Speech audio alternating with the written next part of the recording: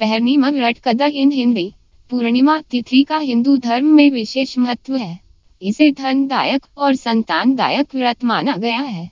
जो लोग पूरे विधि विधान से पूर्णिमा का व्रत करते हैं और पूर्णिमा के दिन चंद्रमा का अर्घ्य देते हैं, उन पर भगवान विष्णु और माता लक्ष्मी की विशेष कृपा होती है। आइए जानते हैं पूर्णिमा व्रत की कथा। पूर्णिमा व्रत कथा।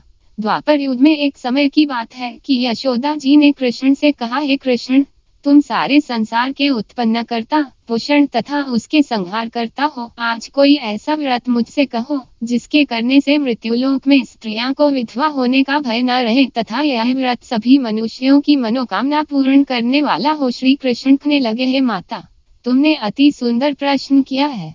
मैं तुमसे ऐसे ही व्रत को सविस्तार कहता हूँ। सौभाग्य की प्राप्ति के लिए स्त्रियों को द्वात्रिंशत् अर्थात 32 पूर्णिमाओं का व्रत करना चाहिए। इस व्रत को करने से स्त्रियों को सौभाग्य संपत्ति मिलती है। यह व्रत अचल सौभाग्य को देने वाला और भगवान शंकर के प्रति मनुष्य मात्र की भक्ति को बढ़ाने वाला है। यशोदा जी कहने लगी, हे कृष्ण, सर्वप्रथम इस व्रत को मृत्युलोक में किसने किया था, इसके विषय विस्तार पूर्वक मुझसे कहो। श्री कृष्ण जी कहने लगे कि इस भूमंडल पर एक अत्यंत प्रसिद्ध राजा चंद्रहास से पालित अनेक प्रकार के रत्नों से परिपूर्ण कातिका नाम की एक नगरी थी। वहाँ धनेश्वर नाम का एक ब्राह्मण था और इसकी स्त्री अति सुशील रूपवती थी। दोनों ही उस नगरी में बड़े प्रेम से साथ रहते थे। घर में धन धान्य आदि की कोई कमी नहीं थी। उनको एक बड़ा दुख था, उनके कोई संतान नहीं थी, जिस वजह से वह बहुत दुखी रहते थे। एक दिन एक बड़ा तपस्वी योगी उस नगरी में आया। वह योगी बाकी सभी घरों से भिक्षा मांगकर भोजन किया करता था, लेकिन उस ब्राह्मण के घर से भिक्षा नहीं मांगा करता था। एक दिन योगी गंगा किनारे भिक्षा मांगकर प्रेम पूर्वक खा रहा था कि धनेश्वर ने योगी को यह सब करते देख लिया। सब कार्य किसी प्रकार से देख लिया। अपनी भिक्षा अनादर से दुखी होकर धनेश्वर योगी से बोले, और सभी घरों से भिक्षा लेते हैं परंतु मेरे घर की भिक्षा कभी भी नहीं लेते, इसका कारण क्या है? योगी कहने लगा कि आपके धर्म हमें इस बात की आज्ञा नहीं देता है, क्योंकि अभी आप गृहस्थ जीवन में एक सुख से वंचित हैं। आपके घर संतान होने पर मैं आपके घर से भी भिक्षा स्वीकार कर लूंगा। उन्होंने कहा कि जिसे संतान नहीं है उसके घर से भिक्षा लेने से मेरे भी पतित हो जाने का भय है। धनेश्वर यह सब बात सुनकर बहुत दुखी हुआ और हाथ जोड़कर योगी के पैरों पर गिर पड़ा तथा दुखी मन से कहने लगा कि आप मुझे संतान प्राप्ति के उपाय बताएं। आप सर्वजह मुझ पर अवश्य ही यह कृपा कीजिए। धन की मेरे घर में कोई कमी नहीं है, लेकिन मैं संतान न होने के कारण अत्यंत दुखी हूँ। आप मेरे इस दुख का हरण कीजिए। यह सुनकर योगी कहने लगे, तुम चंडी की आराधना करो। घर पहुंचकर उन्होंने यह सारी बात अपनी पत्नी को बताई और खुद वन में चला गया। वन में पहुंचकर उसने चंडी की आराधना की और उपवास किया। चंडी ने 16 दिन उसको सपने में दर्शन दिए और कहा कि हे धनेश्वर, जा, तेरे पुत्र होगा, लेकिन उसकी आयु सिर्फ 16 वर्ष होगी। 16 वर्ष की आयु में ही उसकी मृत्यु हो जाएगी। अगर तुम दोनों स्त्री और पुरुष 32 पूर्णिमाओं को व्रत करोगे तो यह दीर्घायु हो जाएगा। जितनी तुम्हारा सामर्थ्य हो उतने आचे के दिए जलाकर शिवजी का पूजन करना, लेकिन पूर्णमासी 32 ही होनी चाहिए। सुबह होती ही तुम्हें इस स्थान के पास एक आम का पेड़ दिखाई देगा। उस पर चढ़कर एक फल तोड़कर अपने घर चले जाना। अपनी स्त्री का इस बारे में बताना। सुबह स्नान होने के बाद वह स्वच्छ होकर शंकर जी का ध्यान करके उस फल को खा ले। तब शंकर भगवान की कृपा से उसको गर्भ हो जाएगा। जब ब्राह्मण सुबह उठा तो उसे उस स्थान पर आम का पेड़ दिखाई दिया और वह उससे फल तोड़ने के चढ़ा, लेकिन वह पेड़ पर चढ़ नहीं पा रहा था। यह देखकर उसे बड़ी चिंता हुई। उसने भगवान गणेश की उपासना की और कहा, हे दयानिधे, अपने भक्तों के विघ्नों का नाश करके उनके मंगल कार्य को करने वाले, दुष्ट का नाश करने वाले, रिद्धि सिद्धि देने वाले, आप मुझे इतना बल दें कि मैं अपनी मनोकामना पूरी कर सकूं।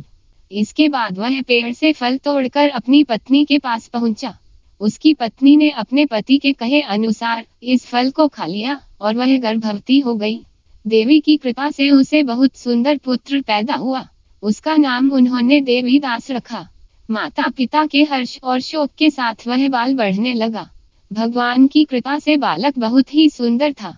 सुशील और पढ़ाई लिखाई में भी बहुत ही निपुण था। दुर्गा जी के कथानुसार उसकी माता से ठहरी पूर्णमासी का व्रत रखा। जैसे ही 16वां वर्ग लगा, दोनों पति पत्नी बहुत दुखी हुए, कहीं उनके पुत्र की मृत्यु न हो जाए। उन्होंने सोचा कि अगर उनके सामने यह सब हुआ तो वह कैसा देख पाएंगे। तभी उन्होंने देवीदास के मामा को बुलाया और 1 वर्ष के लिए देवीदास को काशी में पढ़ने के लिए भेज दिया। 1 वर्ष के बाद उसे वापस लेकर आ जाना। देवीदास अपने माता के साथ एक घोड़े पर सवार होकर चल दिया। उसके मामा को भी यह बात पता नहीं था। दोनों पति पत्नी से ठहरी पूर्णमासी का व्रत पूरा किया। दूसरी तरफ मामा और भांजा दोनों रात गुजारने के लिए रास्ते में एक गांव में रुके। उस दिन उस गांव में ब्राह्मण की कन्या का विवाह होने वाला था। जिस धर्मशाला में वर और बारात के बाकी लोग रुके हुए थे, उसी धर्मशाला में देवीदास और उसका मामा ठहर गए। उधर कन्या को तेल आदि चढ़ने के बाद जब लग्न का समय आया तो वर की तबीयत खराब हो गई। वर के पिता ने अपने परिवार वालों से विचार विमर्श करके कहा कि यह देवीदास मेरे पुत्र जैसा ही है, मैं इसके साथ लगन करा दूं और बाद में बाकी सारे काम मेरे बेटे के साथ पूरे हो जाएंगे। ऐसे कहने के बाद वर के पिता देवीदास को मांगने के लिए उसके मामा के पास गए और उन्हें सारी बात बताई। मामा ने कहा कि कन्यादान में जो कुछ भी मिलेगा वो हमें दे दिया जाए। वर के पिता ने बात स्वीकार कर ली। इसके बाद देवीदास का विवाह कन्या के साथ संपन्न हो गया। इसके बाद वह अपनी पत्नी के साथ भोजन न कर सका और मन में विचार करने लगा कि ना जाने यह किसकी पत्नी होगी। यह सोचकर उसकी आंखों में आंसू आ गए। तब वधू ने पूछा कि क्या बात है, आप उदास क्यों हैं?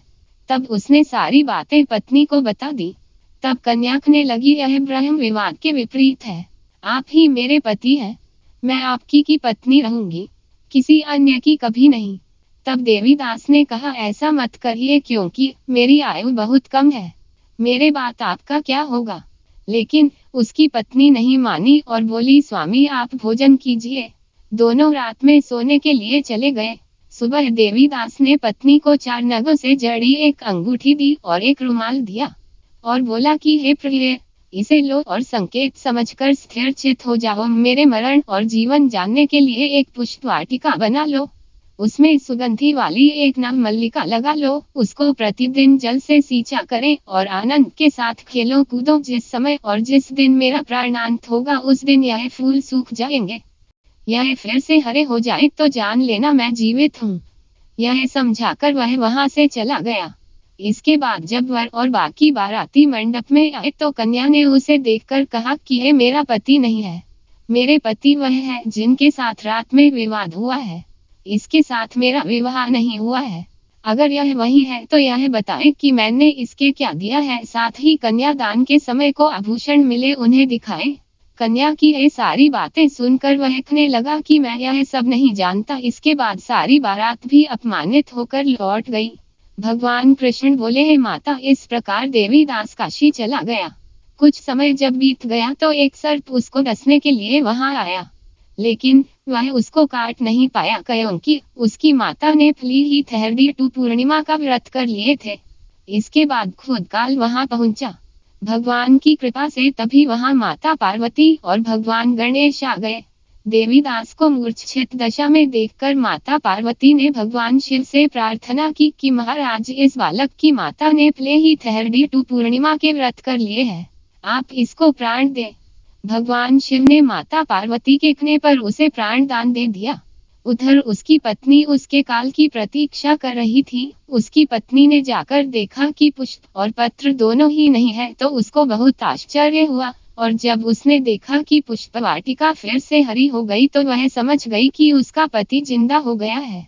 इसके बाद वह बहुत ही प्रसन्न होकर अपने पिता से कहने लगी कि मेरे पति जीवित हैं, उनको ढूंढिए। जब 16वां वर्ष व्यतीत हो गया तो देवीदास भी अपने मामा के साथ काशी चल दिया। इधर उसकी पत्नी के परिवार वाले उन्हें ढूंढने के लिए जा ही रहे थे कि उन्होंने देखा कि देवीदास और उसका मामा उधर ही आ रहे थे। उसको देखकर उनके ससुर बहुत प्रसन्न हुए और उसे अपने घर ले आए।